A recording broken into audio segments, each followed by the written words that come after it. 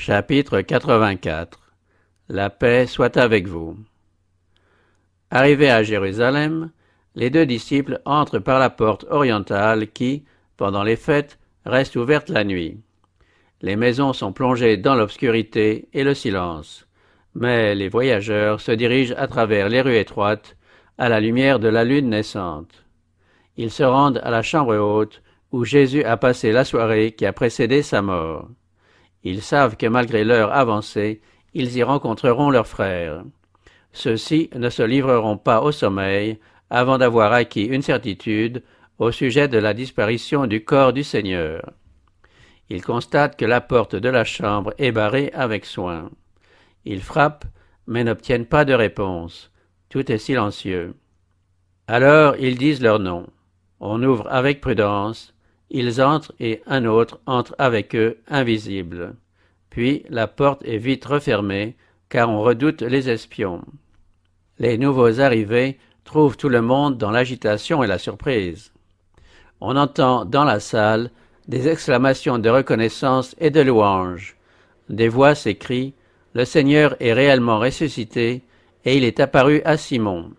Ensuite, les deux voyageurs, encore tout essoufflés de la course qu'ils viennent d'effectuer, racontent comment Jésus leur est apparu. Ils ont à peine terminé, et quelques-uns font remarquer qu'ils ne peuvent y croire tant c'est beau, quand une autre personne se dresse devant eux. Tous les yeux se fixent sur l'étranger. Personne n'a frappé à la porte, aucun bruit de pas n'a été perçu. Les disciples tressaillent d'étonnement. Puis ils reconnaissent la voix de leur maître, claire et distincte. « La paix soit avec vous. » Mais eux, saisis de frayeur et de crainte, croyaient voir un esprit. Il leur dit « Pourquoi êtes-vous troublés? Et pourquoi ces raisonnements s'élèvent-ils dans vos cœurs? Voyez mes mains et mes pieds, c'est bien moi. Touchez-moi et voyez. Un esprit n'a ni chair ni eau, comme vous voyez que j'en ai. » Et, en disant cela, il leur montra ses mains et ses pieds. Ils crurent en voyant, à ses mains et à ses pieds, l'empreinte cruelle des clous, en entendant sa voix à nulle autre pareille. Comme dans leur joie ils ne croyaient pas encore, et qu'ils étaient dans l'étonnement, il leur dit « Avez-vous ici quelque chose à manger ?» Ils lui présentèrent un morceau de poisson grillé et un rayon de miel. Il le prit et le mangea devant eux. Les disciples se réjouirent en voyant le Seigneur. La foi et la joie succédèrent à l'incrédulité, et avec des sentiments qu'aucune parole humaine ne saurait traduire, ils reconnurent leur Sauveur ressuscité. À la naissance de Jésus, l'ange avait dit « Paix sur la terre, bienveillance envers les hommes ». Maintenant que le Sauveur apparaît, pour la première fois aux disciples après sa résurrection, il leur adresse ces paroles joyeuses « La paix soit avec vous ». Jésus est toujours disposé à parler de paix aux hommes qui ploient sous le fardeau du doute et de la crainte. Il attend seulement que nous ouvrions la porte de nos cœurs et que nous lui disions « Demeure avec nous ». Il dit « Voici, je me tiens à la porte et je frappe.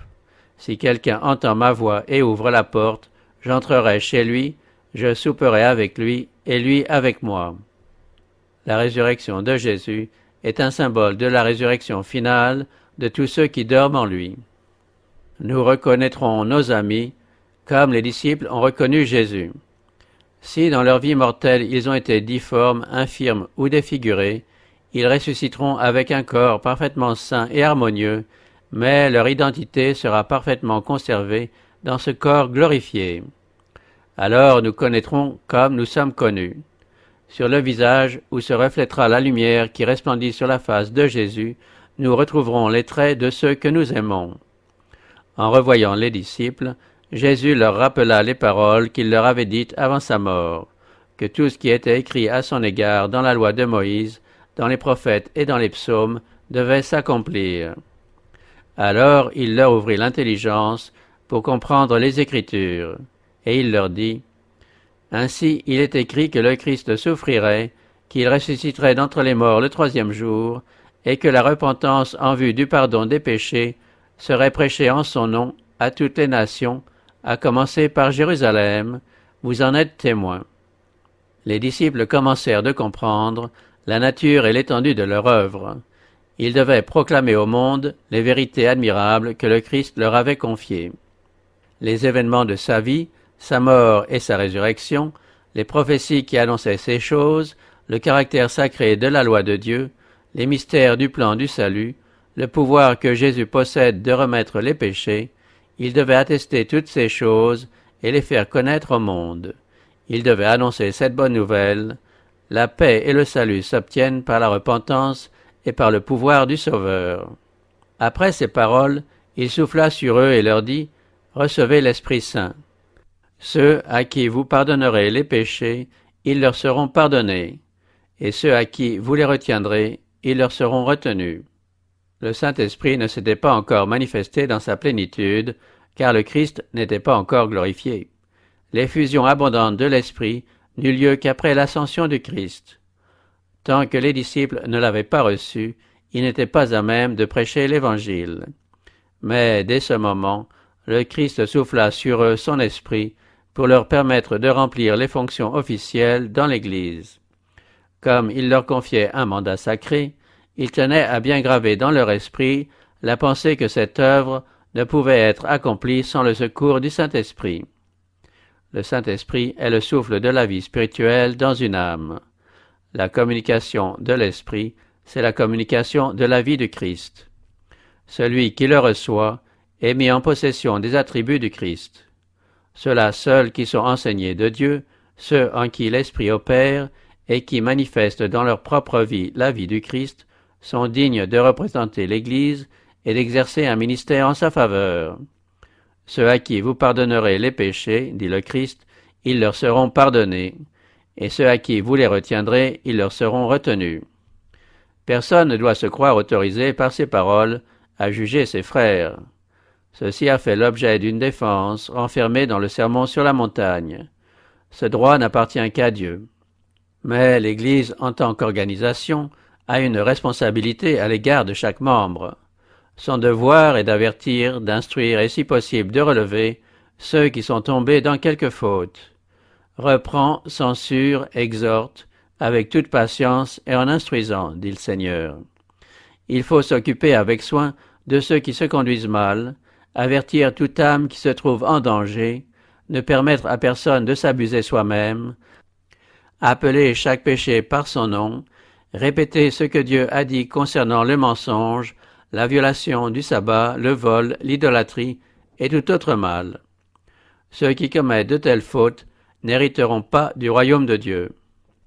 S'ils persistent dans leurs péchés, le jugement que vous aurez prononcé, conformément à la parole de Dieu, sera ratifié dans le ciel. En donnant la préférence au péché, ils renient le Christ. L'Église doit montrer qu'elle n'approuve pas leurs agissements. Si elle ne le fait pas, elle déshonore elle-même le Seigneur. Elle doit dire au sujet du péché ce que Dieu en a dit. Elle doit agir à son égard en se conformant aux directions divines, et alors ses décisions sont ratifiées dans le ciel. Mépriser l'autorité de l'Église, c'est mépriser l'autorité du Christ lui-même. Ce tableau a aussi son beau côté. Ceux à qui vous pardonnerez leurs péchés, ils leur seront pardonnés. Que cette pensée soit maintenue au premier plan. Quand on fait des démarches auprès d'un égaré, qu'on lui apprenne à diriger ses yeux vers le Christ. Que les bergers veillent avec une tendre sollicitude sur le troupeau du Seigneur.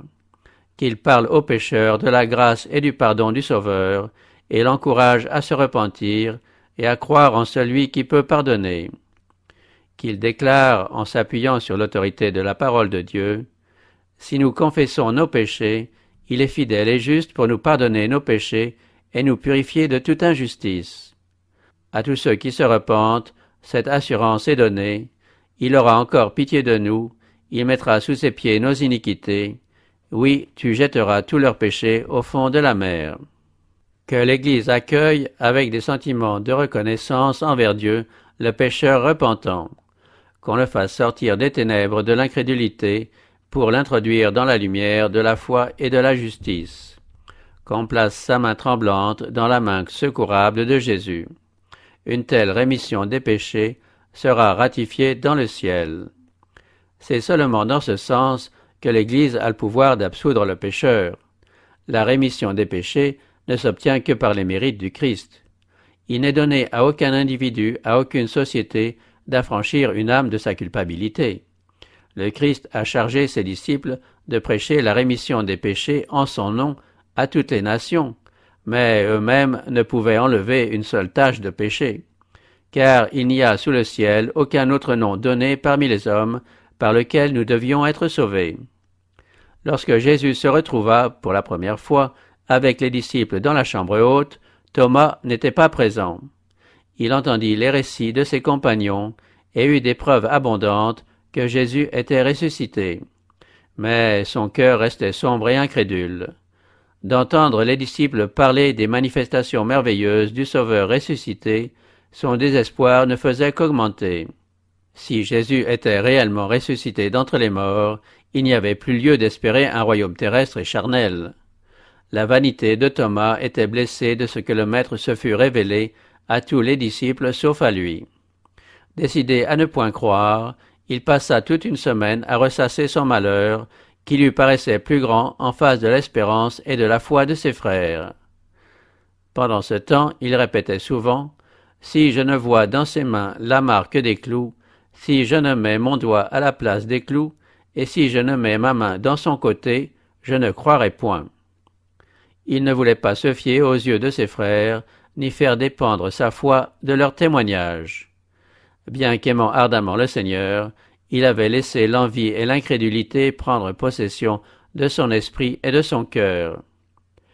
Un certain nombre de disciples avaient établi leur domicile provisoire dans la chambre haute, et ils s'y retrouvaient chaque soir, à l'exception de Thomas.